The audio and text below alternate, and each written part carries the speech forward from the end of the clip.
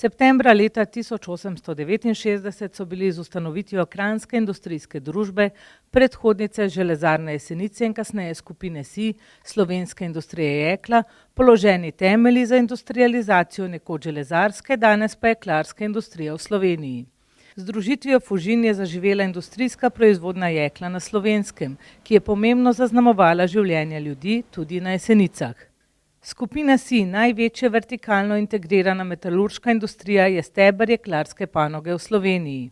Mi zaenkrat še precej dobro obvladujemo v naši skupini, smo nišno naravnani, imamo precej diverzificiran program proizvodnji, tako da nekako kar milimo te turbulence, ki danes nastajajo. Seveda ob kakšnem poglabljanju te krize verjetno temu ne bo tako, vendar smo finančno stabilni, imamo visoko stopnjo tehnološke usposobljenosti in seveda vsaka kriza, ki pride, bo verjetno tudi pri nas nekaj očiščenja, vendar bomo še močnejši, kajti verjetno kakšni, ki so danes slabši, bodo verjetno tudi odpadli. V skupini SIJ, slovenski industriji jekla, so ponosni, da so del industrije s tako dolgo zgodovino in tradicijo, ki se iz roda v rod prenaša že več generacij. 40% vseh zaposlenih v metalurški dejavnosti v Sloveniji je sodelavcev skupine SIJ. Panoga je taka, da zahteva v bistvu kontinuirana vlaganja v posodabljanje opreme. To je nek standard v tej industriji in če mu ne bi sledili, bi preveč hitro zaostali. Potrebno je vložiti v tehnološko posodobitev jeklarstva, potrebno je vložiti v tehnološko posodobitev hladne valjarne za proizvodnjo najzahtevnejših elektropločevin za program e-mobilnosti, potrebno je vložiti v izboljšanje naše logistike in en znaten del sredstev je v naslednjem obdobju spet predviden za ekološke projekte. SIJ Acron je danes, zahvaljujoč nenehnemu stremljenju k razvoju ter številnim naložbam, tehnološko napredna družba.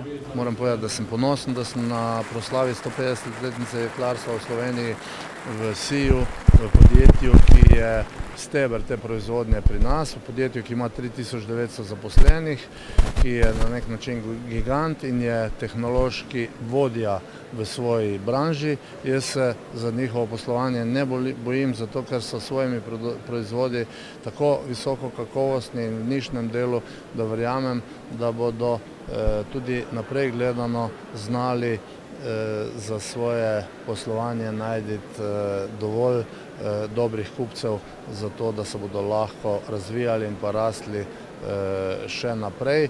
In tudi tukaj bi izkoristil priložnost, da se upravi in pa lastniku gospodu Zabickemu zahvalim za dobro in korektno sodelovanje. Potrebno je povedati, da je to najpomembnejša in najbolj uspešna ruska investicija v Sloveniji. Blaž Račič, častitljiv jubilej jeklarne, doprinos tudi vašemu mestu. Ja, prav gotovo je železarstvo, še prej fužinarstvo in zdaj je jeklarstvo zaznamovalo to dolino med Karavankami in Mežaklo in tudi danes seveda še naprej zaznamuje to našo dolino. Veliko ljudi še zmeraj zaposlenih v jeklarskih družbah in daje ton življenju tudi v tem kraju. Vemo, da so bili tudi ves čas podporniki našega hokeja. Želimo si, da to tudi ostane naprej. Zraven smo pa ravno kar na Stari Savi, ker se veselimo, ker se obnavlja Ruardova graščina, osrednji objekt v tem kompleksu. Jaz verjamem, da bo to v letu, dveh, da bo objekt lepo obnovljen, da s tem zaključimo to celovito obnovo Stare Save in da je tudi to dediščino, s katero živimo tukaj, to tradicijo, zgodovino, da jo bomo lahko pokazali tudi turistom. Stara Sava, kjer je potekal svečani dogodek, je pomembna lokacija v zgodovini slovenskega železarstva in jeklarstva ter kulturni spomenik državnega pomena, kjer so obiskovalci dogodka tudi v pristnem okolju izkusili razliko med fužinarskim in industrijskim obratom. Vse to, kar zdaj skušamo postoriti na Ministrstvu za kulturo, ne samo v smeri sprejetja novega zakona o zagotavljanju dodatnih sredstev za vlaganje v varstvo kulturne dediščine, ampak z našim prizadevanjem tudi, da si zagotovimo prednostno os v 4.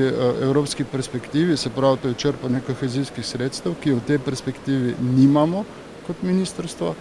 v resnici pomeni to, da bo tudi vsa naša energija na tem področju usmerjena v to, da zagotovimo nekakšne, če temu lahko tako rečem, točke po naši državi, ki bojo tvorno ne samo predstavljali vse tisto, kar je za nami, ampak v sodelovanju s slovenskim gospodarstvom, z vključitvijo v ves ta princip tudi tujih partnerjev, zdaj govorim ali o gospodarskih združbah ali v posameznih tudi umetniških kolektivih, bomo skušali vse to, kar imamo, predstaviti ne samo turistom, ne samo našim otrokom, našim ljudem, ampak na en način vzpostaviti tudi en tvoren odnos, ki bo po tem načelu v 21. stoletju, lahko govorimo tudi o blockchain tehnologiji, lahko govorimo o industriji 4.0, lahko govorimo o industriji 5.0, ki je že pred vrati, v principu umetne inteligence in vsega tega, kar gre zraven.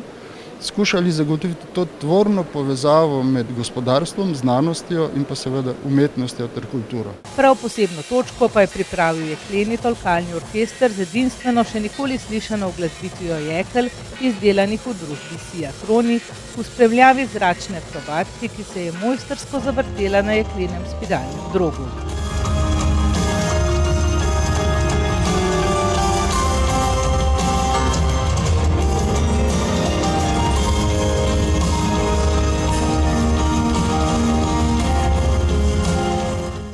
Ob tej priložnosti je nastal tudi kratek film, v katerem nekdanji sodelavci, predstavniki lokalne skupnosti in drugi partnerji, s katerimi je seniška jeklarska industrija tesno povezana, govorijo prav o sobivanju in povezanosti z jeklarji, ki naj traja vsaj še naslednjih 150 let.